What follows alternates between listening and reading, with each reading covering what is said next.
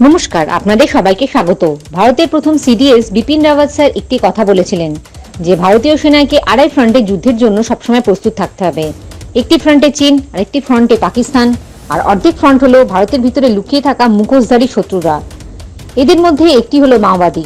8 ঘন্টা ধরে ভয়ঙ্কর সংঘর্ষ চলল, গুলির লড়াই। ফের মাওবাদী দমন অভিযানে বড় সাফল্য। ছত্তিশগড়ের বিজাপুরের নিরাপত্তা বাহিনীর সঙ্গে মাওবাদীদের সংঘর্ষে কমপক্ষে 12 জন মাওবাদীকে নিকেশ করা হয়েছে। সংঘর্ষে আহত হয়েছেন 2 জওয়ান। এ নিয়ে চলতি বছরে নিকেশ হওয়া মাওবাদীদের সংখ্যা 100 পার করল।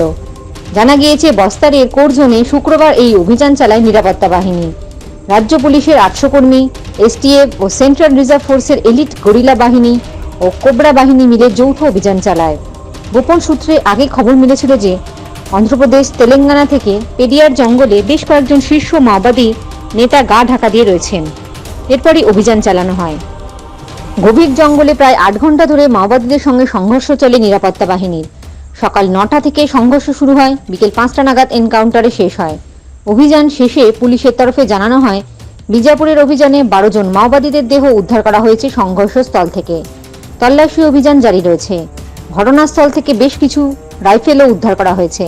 সংঘর্ষে 2 জওয়ানও আহত হন। বর্তমানে তারা বিজাপুর জেলা হাসপাতালে চিকিৎসাধীন রয়েছেন।